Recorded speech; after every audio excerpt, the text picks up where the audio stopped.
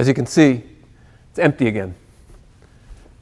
And it probably will be this way for the next 30 or 40 days. We have to be patient. And I want to convince you that patience is really the first Jewish virtue.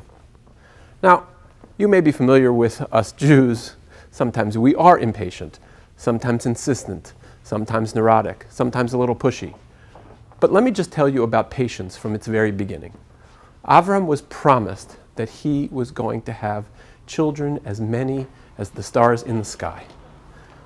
But he had to wait till he was 99 to have his first child.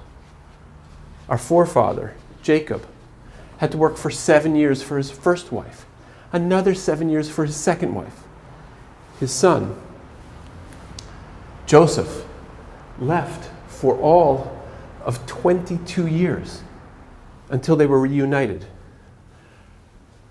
The Jewish people, they come out of Egypt. They have to wait 40 years until they get into the Promised Land. 40 years wandering in the desert. When Moses goes up the mountain to get the Torah, it's 40 days. Each one of these represents a certain kind of patience. But this patience persists in the Jewish people in a unique way. The Jewish people are exiled by the Babylonians, and they wait 70 years to return. There's no other people that ever did that. There's no one else in the ancient Middle East who were exiled from their homeland and managed to return.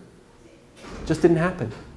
The Jews waited 70 years. For 70 years, they dreamed of return to their homeland. But that's not the only story.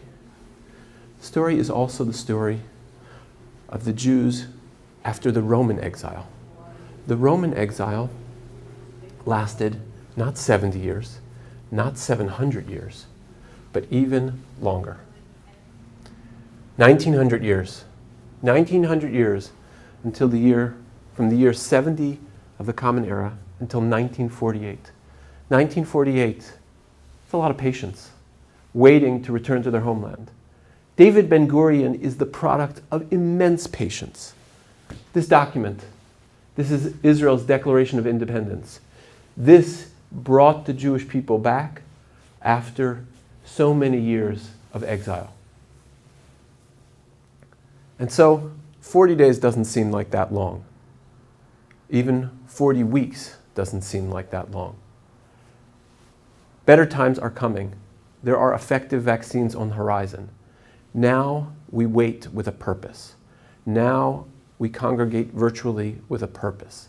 Now we are outside of the synagogue with purpose. And we are going to revert back to the most ancient of our